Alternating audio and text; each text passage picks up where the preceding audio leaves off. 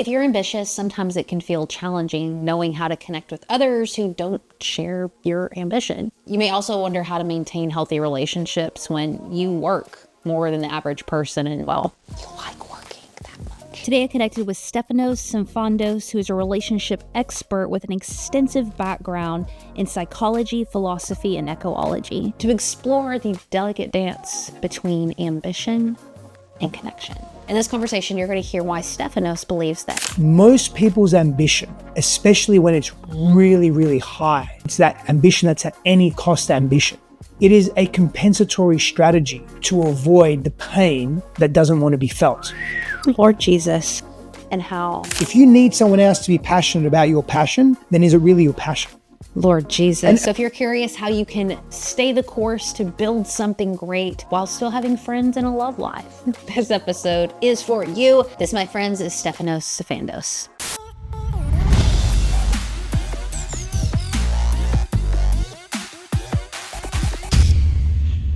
Stefanos with us today. I've listened to hours and hours and hours of your content, and I don't think we have enough time in the day for me to get through all the questions that I have for you. I was confessing before this interview that this is a topic that I personally, not just on the show, I haven't explored it on the show very much, but just in my personal life, have not really dug too deep into the concept of relationship health and how to navigate it as an ambitious, creative, quirky, fully energetic human that I am, that I know sometimes just like creeps the hell out of a lot of people. And I don't know, I feel like I have good relationships, but I know that there is so many areas that I can improve on. And just listening to previous interviews you've done, oh my goodness, I feel like there's been a lot of stuff brought to my awareness that I've never thought about, that I've never owned up to. And I'm excited for you to challenge me today and our audience, Stefanos. But I'm curious to start us off, to give us kind of high level context to who you are, what you do. If you're sitting on an airplane next to someone and they look over at you and they're like, so what do you do for a living? How would you explain it to them? I help people move through their shit. You would say that on an airplane? Well, yeah, it depends who I'm speaking to, right? Depends on my audience. But Yeah. Essentially I'm a support mechanism for people when they either feel really stuck in their lives and they're not sure where to turn, or whether they feel really connected to their lives and they're wanting to up level and they're wanting to expand and they're wanting to see themselves in a new way, supporting them in that. You know, we were speaking about relationships a moment ago, and we're all relational beings. Yeah. Everything, like even right now, looking at you, you're just sort of leaning on your hand, like your chin, your face is leaning on your hand. These two things, these objects, if you like, all part of the one object, which is your physical being, but they have a relationship to each other, right? Like we're sitting in a chair. I have a relationship with this chair. And so we rely on each other.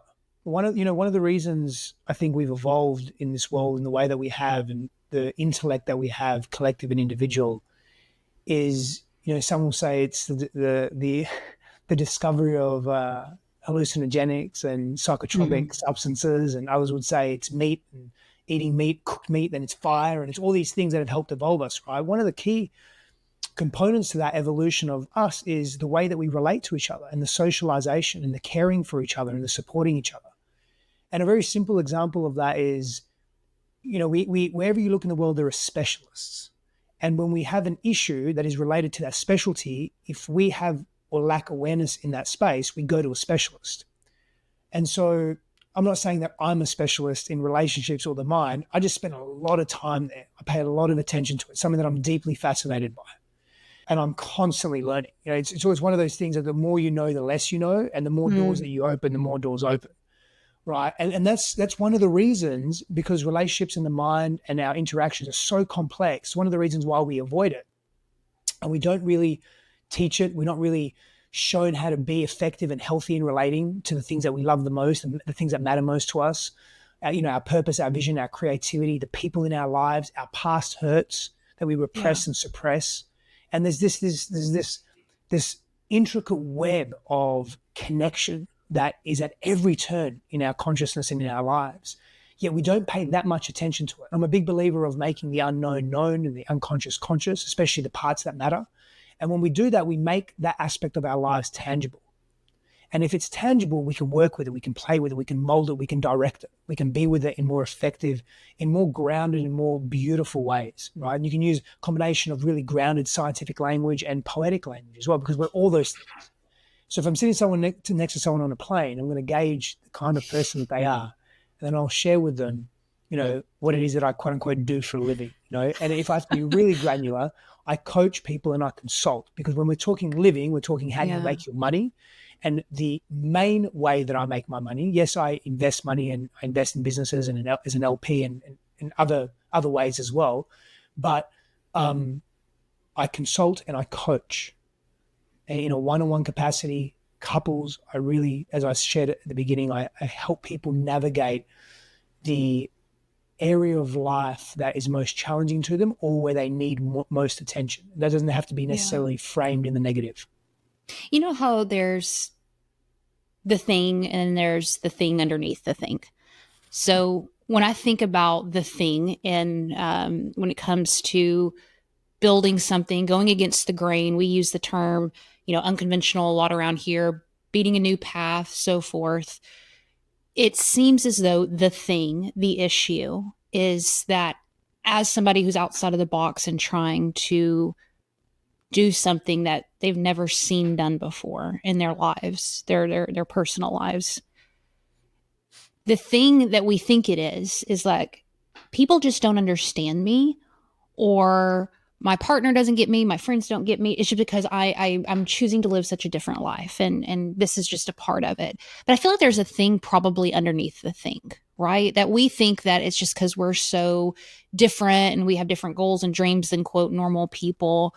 But really the reason we can't connect with people, I just have this feeling, and you tell me if I'm wrong or not, we think it's that we're ambitious and we have big goals. But what is it really? What do you think? The thing that's underneath the thing, or the thing that's often underneath the thing, is unresolved, unprocessed trauma. Oh, and God. That becomes the thing. I knew this was going to be... That becomes a thing that's a hindrance to all the objectives we have, all the blocks to our creativity, all the challenges we have in intimacy, all the fears that we hold very deep viscerally in our bodies, the unprocessed, unresolved hurt and pain that we're unable and or unwilling to look at is the stuff that is often underneath the thing that we think is the thing, but it's not really the thing. And when we get to the core of that, our life unravels and changes. Now, part of that process, though, it is an unraveling, and it doesn't feel great. It doesn't feel desirable. It doesn't feel amazing. It's actually really challenging. And our body knows that. Our viscera knows that. Our mind knows that. And therefore it avoids that because it can feel and be really, really intense.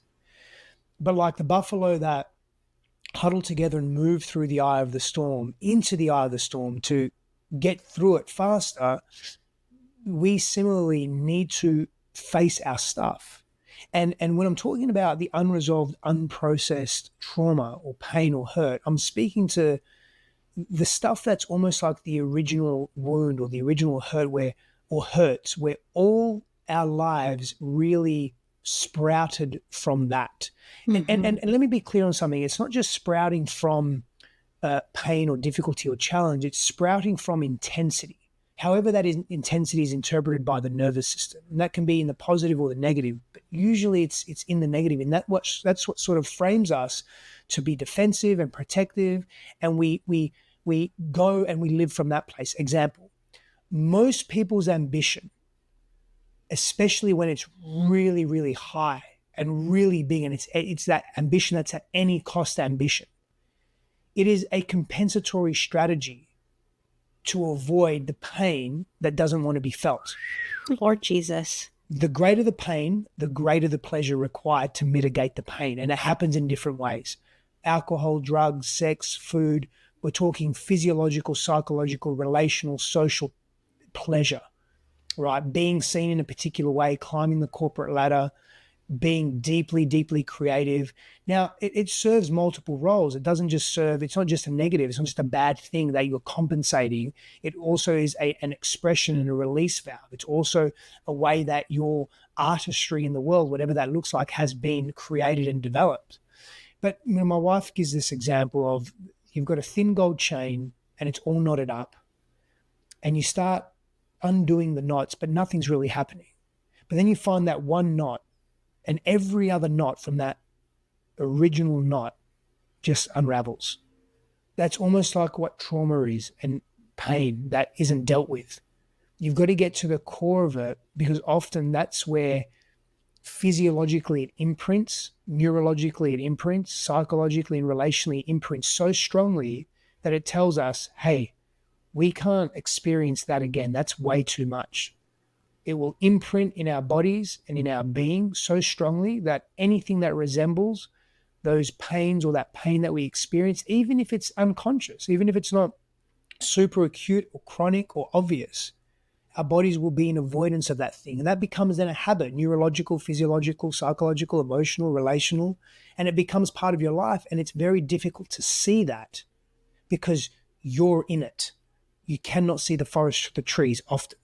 Hence why, back to being relational beings, we need support. We need people that can help us navigate the complexity of our own stuff, that can challenge us, but also be compassionate for us. You talk about, you mentioned this earlier around, I'm paraphrasing, but essentially being examples for each other. One of the, you asked me at the beginning, what do you do for a living? Another way to answer that is I help people realize that they're actually safe in their bodies. And I don't do it for them, but I show up in such a way in my own nervous system, in such a state of regulation, that they get an example of, oh shit, that I can be regulated. I can feel safe in my body. I can feel okay. What can I achieve from that place as opposed to a place of contraction and fear? So, life relationships are beautiful, and a lot of that beauty is hindered by what we're unwilling to look at and unwilling to really face. And facing that stuff opens up a whole new world that we just don't know about until we're actually in that process. I'm going to be very honest with you. Because what are we doing here if we can't do this, right? It's wasting our time. Let's get to the heart of it. I have so much resistance around this topic because I think ever since I started down the personal development journey, building something, it saved my life in a lot of ways, because I didn't know I had options. And then when you get presented, hey, you can create stuff and you can build and you can change the narrative and but yada, yada, yada. It's just a beautiful story. And I just went freaking head in, man. Like Brian Tracy, Jim Rohn, like I was making 10-year plans, all that. I mean, just crazy shit. And then I had a lot of folks in my life kind of pointing towards, like, associating, ambition, drive, big dreams, etc., with this is unhealthy, you're not balanced, and so forth. And I got kind of bent out of shape about that, because I was thinking, I'm trying to improve myself. I'm trying to be better. I'm trying to come outside of the box and so forth. And it seems as though that people interpret that to be an unhealthy thing. And I know that there has to be, I mean, obviously you and your wife have built some badass crap and done amazing things. I would dare to say I have big dreams and maybe some ambition there and so forth. Yeah. But you teach this, you teach about harmony and good relationships and so forth. So I know that it's a yes and not an either or. So can you help me like rethink that a little bit? Yeah. So in relation to the last thing that you shared, ambition. If I speak from my own personal experience, so much of my ambition previously came from needing validation. And it was a compensatory strategy to feel good about myself, because what I was really craving was my father's approval. Now, that's not a blanket statement for everyone or every man, right? Or every woman or anything like that. It's a very common affliction, though. very common affliction. There's even times now, and I'll finish that part, but I'll just sort of jump a little bit here, timelines. There's even times now when something happens that it's a real win in my life, in my business life. And the first just visual that I have, because you can't really control your thoughts, right? And they say you can't really control your thoughts, you can control the response. That's even debatable. That's another rabbit hole we don't need to go down. But the first vision I have is that of my father. So there's still a part of me, that little boy inside, that's craving my father's attention, love, and approval, right? And validation. And that drove me for so long. Now, just because it still exists in me, does that mean I haven't healed that wound? Not necessarily. I've done a deep amount of inner work around that. I'm still ambitious. I still have big dreams. But the way I relate to those dreams, the energetic and the source in which it comes from, has changed dramatically. It's not at any cost. In fact, I'd prefer to be with my baby girl, playing with her and being in her energy and watching her be curious and play. And that, I know that's taking time away from me building and creating in the world. I'll find other more innovative ways to do that because my priorities have shifted, largely because I've done a deep enough inner work, enough being the key word here, to not be consumed by my ambitions. And there's no judgment on anyone that's creating billion-dollar companies. And let me just say, my belief is that they're a rarity. And I've worked with enough high net worth centimillionaires and billionaires to sort of know this, Right. that whilst these people are centimillionaires and billionaires now, and they may have a very different relationship to the money that they've earned and the success that they've created and the ambition that they had, the ambition they had that drove them in their 20s and 30s or 10, 20 years ago is different to where they are now. They've learned so much. But just because they've learned so much and now they're not as ambitious, or they're still ambitious but they've come from a different place, doesn't mean they have to give their wealth away, right? Now they're retaining their wealth. Now I'm just going to answer. I'm going to keep answering your question in different ways throughout this interview, right? The original question of what do you do for a living? I help people get happy beyond just their success, beyond just their material achievements. Yeah. Because there are so many people that I know personally that are very wealthy and or successful individuals in their craft, highly recognized, that fundamentally at their core are not happy. They have amazing things in their life. And that's not a common, this isn't an uncommon story. I'm sure 9 out of 10 people are going to go, yeah, I know that. I get that. I see that. And if the people that are successful and wealthy really take an honest check within themselves, they'll probably say the same thing, the majority of them. So you've got to, but doesn't mean, but I'm going to go back to what I was saying now. Just because your source of inspiration, see, when we're living from a wounded, unresolved place, we push and we're more motivated. When we're living from a more resolved, connected place within ourselves, we can still be ambitious, and hold ambition within us, but we live and we move from a different place within. We're more pulled, we're inspired. It comes from within as opposed to something that we need from outside of ourselves. So the energetic is very different. And sometimes people, depending on where they're at in their transition, they'll say, I actually don't want to create a 9-figure company anymore. Yeah. I actually don't want to consult working 100 hours a week anymore. Yeah, I like the money, but you know what? The currency of time is more important to me. That's a realization I've had. Or someone will say, yep, I still want to have that net worth of 50 million by the age of 50 and I'm 10 years away.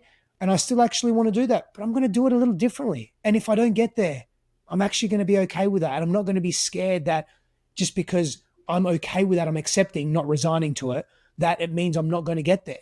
The level of self-belief, self-trust, self-worth, self-value, self-love completely shifts. You have worked with really successful entrepreneurs, Olympic athletes, folks who are going against the grain, doing big things. And this is an assumption of mine. Feel free to challenge it. That there's a starter energy that has to be there in order to really move something off the ground. And there's a place you can get after that starter energy where you can have more balance and see things a little bit different and let go of the reins a little bit. It seems as though that if you're getting a film off the ground or building your community for the first time or freaking launching a show and trying to get listeners, it's going to require a certain energy and almost obsessiveness if you really want to build traction in that. Now, if that's accurate, and if you, again, challenge me on it, that's where the relationship stuff gets interesting, because it seems as though it requires 120% of you to move the ball forward a little bit. And then when you bring in a spouse, kids, friends, Aunt Martha down the road who you really love and you want to have a better relationship with, is there a place for both? There is absolutely a place for both your ambition and your starter energy and your compulsion to create and an intimate relationship. And it's not about work-life balance. It's about your internal priorities. It's about healthy communication with the thing or the people that are in your life. It's about knowing yourself. It's about being brutally honest with yourself and self-reflective whilst also being compassionate with yourself. And sometimes we do want it all. So sometimes it's not possible to have both, depending where you are as an individual. You may be at that stage, not only within yourself, but within your development, where your career is more of a priority. And you're doing a disservice to yourself and to your other partner pretending it's not. And really, the number one question to ask is, where am I spending most of my time? And what that will determine a couple of things. It will determine what your highest values are. You know, what am I thinking about the most? What am I spending the most money on? Where am I spending most of my time? What am I most obsessed with? What do I really contemplate the most? It will determine your values, but it will also show you where your compulsions are. And sometimes compulsion, I mean, the word compulsion in and of itself is generally unhealthy, right? And so if you have a compulsion, you may not have space for love and intimacy and connection and growing a relationship. But back to your original question, the answer that I gave you, you absolutely can have both, but you've got to be very honest with yourself. You've got to have healthy communication, open communication. You've got to know yourself, be self-aware, and really identify what stage of your career are you in that require, how much does it require of you at any given point? And what kind of partnership are you attracting? Because you may be attracting one of convenience, where your partner is completely okay with you spending 120 hours a week on your work, and all they want is, you know, maybe a couple of hours with you once a week or once every 2 weeks or something. My, not argument, but my question to you as an individual, to both of those people, would be, is that really a healthy relationship? Is that really what you want? And what are you running from? You know, what are you avoiding in that convenience? Because it's almost like a long distance relationship. There's a convenience in that, right? If you're attracting patterns of long distance relationships or avoidant relationships or unavailable relationships, it's saying more about you than anything else. So if you've got two people that are conveniently happy to be unavailable to each other, there's just an interesting curiosity to explore there. I have listener questions we'll get to right at the end, but there were several mentions of the word loneliness when I reached out to the community in regards to relationships, of not necessarily physical loneliness, like there isn't someone in my house, but being seen and understood with your wild ass dream. You know, why are you spending 120 hours on a freaking film that is costing us money and not bringing in money? Or why are you traveling and go to gigs, you know, where you have a full-time job? Why are you doing this on the weekends and spending time? You know, there's that sacrifice element with, the ambitious person, like you said, needs to really evaluate their values. And also when there is that passion, that thing that's tugging on you, where you really just, it's life for you and you don't feel understood, whether it's a partner or a friend or your mama or whatever, dude, that can get, your heart can kind of start getting hard, and you feel like unseen is the word that I keep mulling with. Yeah. So there's probably a couple places to start there. Loneliness or aloneness, or even feeling isolated in the scenario that you gave, let's use the film scenario as an example. you've got an individual that's working on a film, it's costing them money, but they're deeply creative and passionate about it. They're working so much, it's pulling them away from their family. There's probably a loneliness for them, and a loneliness or a sense of isolation and a loneliness for the family as well. Mm-hmm. And so, the question to explore is, what's the drive behind this?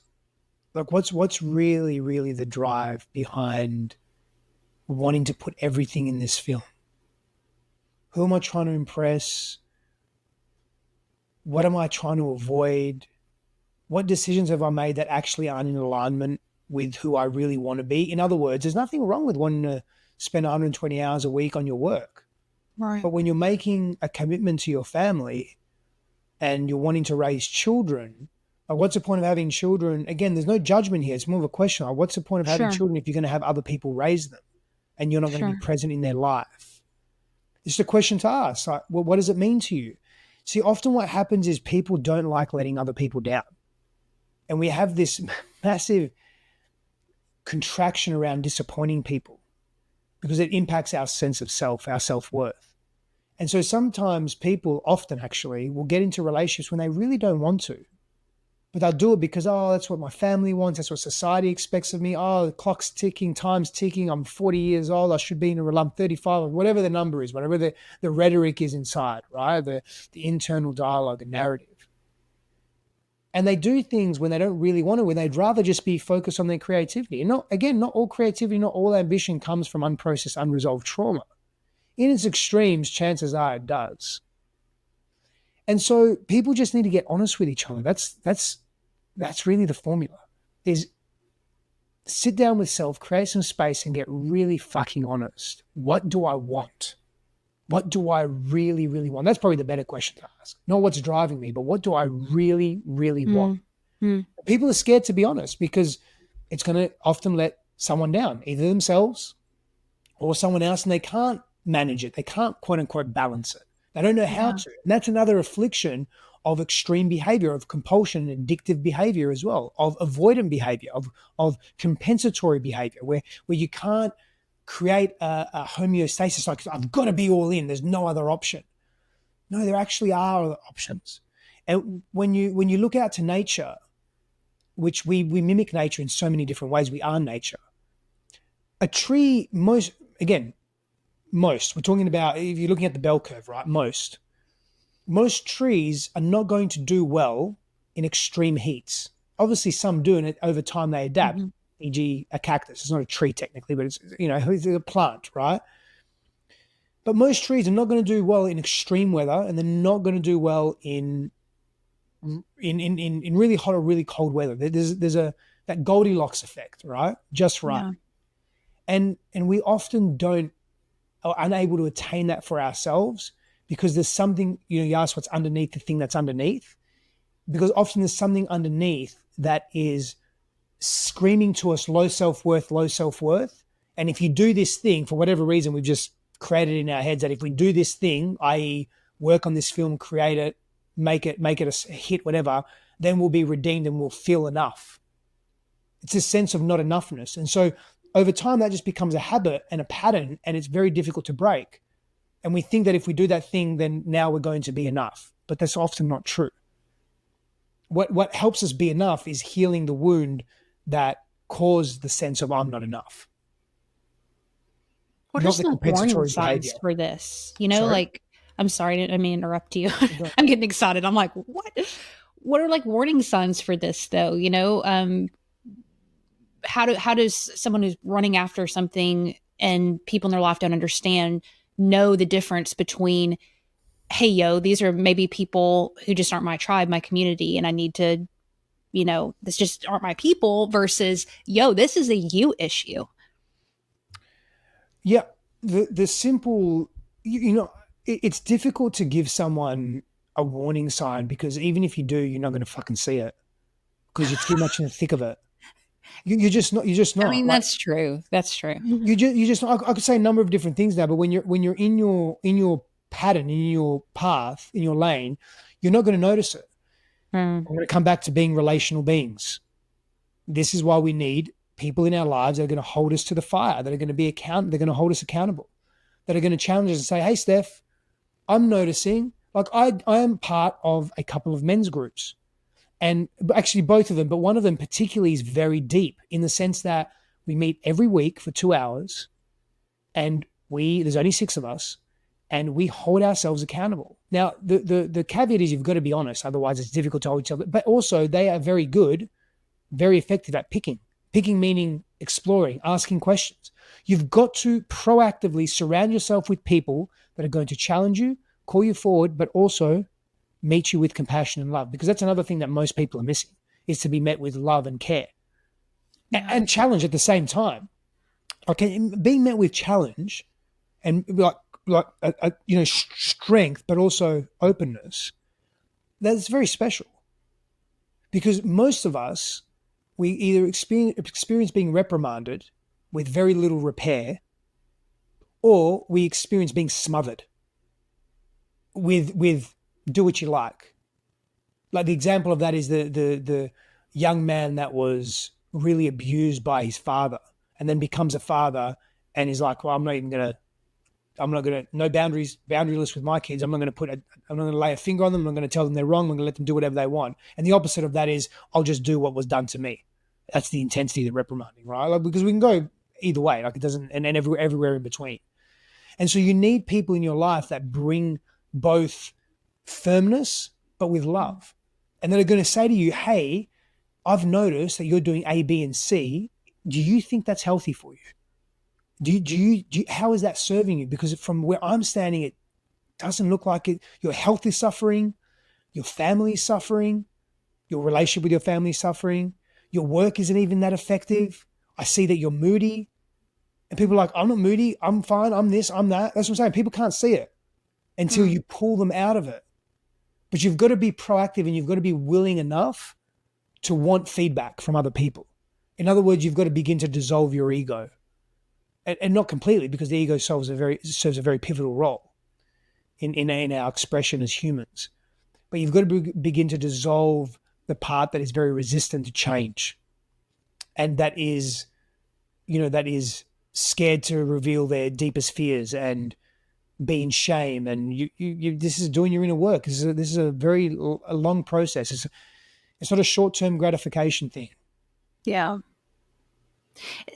Is that why you said there was another interview, this is paraphrased, I believe the quote was, we heal in the presence of others? And I had a big question mark around that. I was like, why does it need to be in the presence of others? But from what you just said, it sounds as though they're a mirror and they're going to reflect back to you things that you're not seeing. Is there any other reason than that? Yeah, I'll respond to that, but can I ask you a question first? Sure. A couple of questions.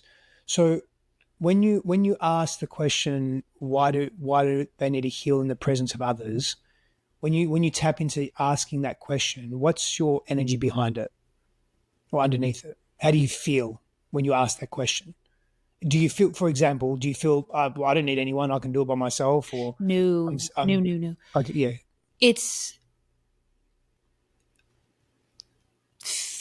I feel confused by that, because I feel like most of my own healing was done on the sofa with my journal and books and quietness and stillness, and there wasn't another person involved in my healing. It was so alone. It was so alone and quiet. So I was like, I didn't have that experience. When was this? Oh, goodness. Well, I mean, it's still going on, friend. Yeah. I say it started around 22. I'm 38 now. So 10, 15 years, this whole process. How long have you been with your husband for? 13 years. How has your healing evolved with your relationship?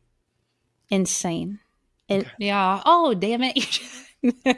I see what you did there. Insane. So let me be really clear though. Healing in relationship to others is not the pinnacle of healing, right? It's a layer and an aspect and a part of healing. I relate to your story of healing by yourself.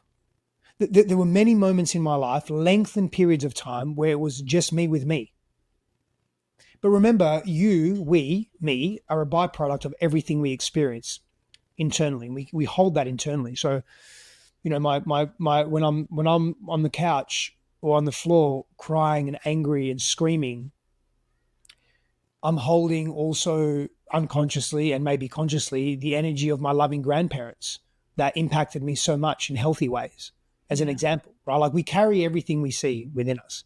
What I mean by that is, so an example, and I'm pretty sure this is accurate, you can fact check it, but it's either way, it's the disparity is massive. But we process, I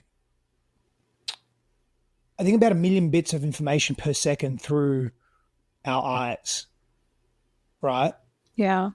10 bits out of that million are conscious. The rest is unconscious.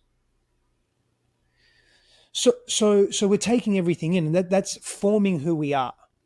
Back to your original question about healing in the presence of others, and you said, is there anything else? Remember what I said to you at the beginning around, you said to me, how do you make a living? And I said, well, another way to answer that is I help people feel safe in their bodies. Yeah. See, I'll give you this example. Name one of your biggest dreams, if you don't mind sharing. Oh, goodness. Just one of them. Or just a dream that's important to you that you have, whatever it is. Personal, professional, doesn't matter. My first film made. You made your first film. Oh, you want to make your first film. Yeah. I'm writing the script right now. So, yeah. Oh, fantastic. And you want to produce it, direct it, like the whole thing? Oh, hell yeah. Oh, absolutely. okay. Oh, great. And do you want it to go to Hollywood, or do you more like a indie, so not indie, but, you know, like a... Oh, yeah. More indie film festival. festival. Yeah. Totally. Great. And so for you, that dream that you have, right, when you think about the success of that dream and what you want it to be, maybe win an award or just finish it, just produce it, whatever. Yeah. Dr. John Demartini says, own the traits of the greats. And another parallel to that is, my guess is you're looking to people before you that have done something similar. Totally. Okay. Totally. Right? So when we're healing in the presence of someone else, let's go back to what I said at the beginning. I'm just going to say it in a different way. I said unprocessed, unresolved trauma. Another way to say that is that we walk around in a very subtle, or very, depending on where we are, very hypervigilant, dysregulated nervous system state. We don't even know it, because it's just, we live it all the time. Sure. It's like, if I just, what's an example? You get it. I don't have to give an example, right? I don't think I do. But we live it all the time. And so, well, no, an example is this. Like, if all you do is live in the sun and it's just sun all the time, you're not going to know night, or you're not going to know what the moon is, because you're just in the sun, summer all the time. You're not going to know what winter is. You're not going to know what spring is, right? So when you're in that dysregulated state, when most of us are, and most of the world is actually, most of the world doesn't do shadow work and doesn't explore themselves inwardly. Right. And that's not a criticism. That's just a sort of state of our collective consciousness. You're not going to know that you're in this dysregulated state. The moment you get into a regulated state, the moment you get into the presence of someone that's regulated, your body starts to buzz the fuck out. And usually the process is, no, don't want any of that, because even though it feels good and it's safer, it's unfamiliar, and unfamiliar feels unsafe. Familiarity feels safe, even if it's quote unquote bad, right? Or not good for us. Similarly, if you see someone that's created an amazing film similar to yours, that's going to be very aspirational and inspirational, and you recognize it, and then you start moving towards that. And it's like the 4-minute mile. Someone broke it, and then within a few months, every Tom, Dick, and Harry's breaking it. Yeah. Right? Yeah. That's the power of being in the presence of someone that has done their inner work. You think about anything that anyone's done that's great. You think about the young fighters that, because I've worked a lot with world champions and fighters and so forth, from jiu-jitsu to MMA, boxing, kickboxing, Muay Thai. You think about those young fighters, whenever they meet that fighter that's 10, 15, 20 years ahead of them. Man, I grew up watching you. Man, I want to move like you. Oh, and now I'm a few fights away from a championship, but it's because of you. Like, I grew up fighting you. And then some of them actually fight their heroes, because they're at the end of their career. They're at the beginning of their career. You know what I'm saying? As an example, like, we all have people that we look up to and that we look towards for aspiration and inspiration. And sometimes we become obsessed with that. and it doesn't really serve us. It hurts us, right? And sometimes we are healthy with that. And how we get healthy with that is like what Dr. John Demartini said, own the traits of the greats. Whatever you're noticing in someone else, you've got it in you. Otherwise, you wouldn't be able to notice it. That's the quantum Amen to effect, that. if you like. Yeah. Damn. Good God. Oh, Lord. I'm going to make space for a couple of these questions. I know we have like 5 minutes left together. Neil asked, how do you continue to grow as an individual inside of a relationship? I thought that was a great question.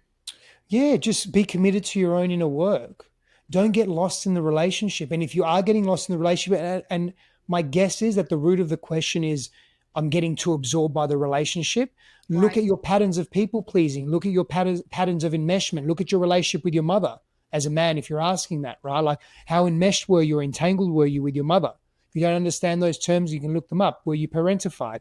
What type of dynamic did you have? Was your father present in your life? Where were the examples of healthy masculinity in your life? Where are you putting all your eggs in the basket of relationship, where you're validated and your worth is determined by the quality of the relationship or how she sees you?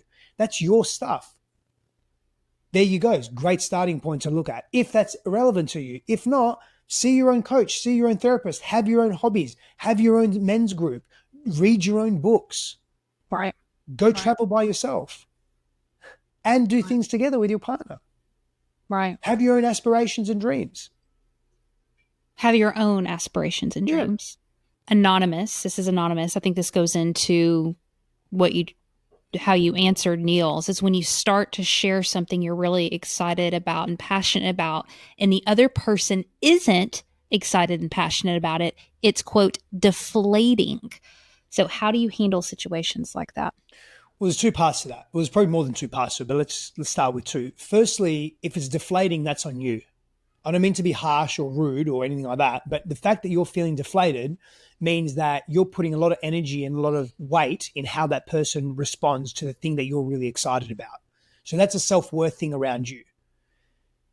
Now, if it's just a little disappointing, that's a different story. Sure, like you can be disappointed if you were excited to share something, but when it's deflating, then assuming we have the same meaning, like we'd have to sense make that and make sure that we have the same meaning of deflation. I see deflation as something that's a little more intense. You're that's on you. So look at again where you're relying on people to validate your existence or your expression or your value. The other part to that is you've got to be really selective with your timing. You've got to be selective with your audience. I hate to break it, but maybe your partner's holding some jealousy or resentment, or they're going through their own stuff, has nothing to do with you. They can't get excited about what you're wanting to share. And maybe they're just not receptive to that. And maybe you figure out that, I really want a partner that is receptive to my dreams and my wins. And this partner is it. Well, is that a non-negotiable for you? You get to observe that and look at that in the relationship as well. 43 Music says, how to maintain a passion for your creativity when your partner doesn't share that passion. It's like a lot of the same questions here. It sounds like it's just being misunderstood in general, or possibly. Yeah. Your passion is your passion. It's not your partner's passion. It's not for them to be passionate about it. If you need someone else to be passionate about your passion, then is it really your passion? Damn. I was just going to probably just say that to that. Lord Jesus. And one thing I will add is find people that do share passion, because the world we live in, our partners cannot be everything to us. Our partners cannot be all things to us. Right. So maybe they don't share that passion and they can't. And can that be okay? What other value do they bring to the relationship and to your life? Find other people that you can share your passion with where they do get excited. I'm going to wrap us into our last question here. But before then, thank you. Thank you for your work, your and your wife's work. I know just the impact that you have made, you'll probably never fully understand. And as someone who gets very nervous talking about relationships and all this kind of feeling stuff, you've created a really safe place for us to have an open, honest conversation. And I know that this is, y'all, whether you like it or not, if you're like me, get nervous, something we need to lean into because it matters. And this is the quality of our life and will impact our work. And when we're laying on our little deathbeds, probably help us, save a lot of regrets long term. So I'm going to be re-listening to the hell out of this conversation. Thank you for taking time out of your day to do this. Where would you like to point our listeners to if they would like to learn more about your work? Oh, thank you very much, Heather. It's been wonderful here being with you as well. At Stefanos for any of my social handles, or stefanosstefanos.com. And if you want to work with me directly, coachwithsteph.com. Yeah. I mean, you have a hell of a story. We didn't get into all of that. I'll link up a couple of really great interviews that dive into your story. My Lord Jesus. Very last question for you. I like asking folks what they're questioning right now, because I think questioning things is such a beautiful thing. And it's awesome sometimes not having the answers and just being curious. And I'm wondering what you're questioning right now in life. It could be something really deep or something kind of silly. But what's been on your mind lately that you don't have the answer to? I don't want to sound cliche, but almost everything. I'm in a stage, a phase, and an expression of my life where I'm really looking at how I do what I do and why I'm doing it, and reevaluating everything, from my parenthood to my partnership, how I show up as a partner, my relationship to past versions of myself, to some of my wounds and traumas and pains that have. Do you have children? I do too. Yeah. Yeah. Then you probably know that, as you have children, it brings up layers of stuff that you've already worked through. It's like, I've worked through that. I'm fucking great. And then, kid comes in, because it's a big life event, right? And it's especially if it hits you here, and it just, and she is just, this kid here, I fucking love this kid so much. She's little, isn't she? She's precious. She is just, she's beautiful. Life. Like, she's beautiful. Oh my Lord. Anyway, and so I'm just sort of evaluating everything. Even my fitness and wellness. Like, I've changed my training routine up, and significantly, actually, which is interesting for me, because I know the all or nothing attitude, and so it serves in certain respects, but it's not sustainable. It's not sustainable. So I'm just really evaluating everything, And if I was to get really specific and real, I'm really evaluating how I show up as a partner to my wife. Just with the big changes that we've been through, and the stuff that's coming up, and how I'm projecting that on her, largely unconsciously, and how I'm dissolving the ego aspects of myself to really repair that, but also heal me, and make changes where I'm not being that person anymore, not just for her, for our relationship, and for my family, my daughter, but for me, for the parts of me that are done with that pattern as well. So, that's probably what I'm really sitting with at the moment. That right there was one of my favorite parts of this whole conversation, because you have so much wisdom to bring to this conversation of relationships, but you just showed us that there's nowhere to arrive to when it comes to this. It's constantly circling around, paying attention, opening your eyes, your heart, and being willing to reevaluate and adjust stuff. So thank you for leading by example in that way. And for your time today. This was awesome. Thank you. I appreciate you very much.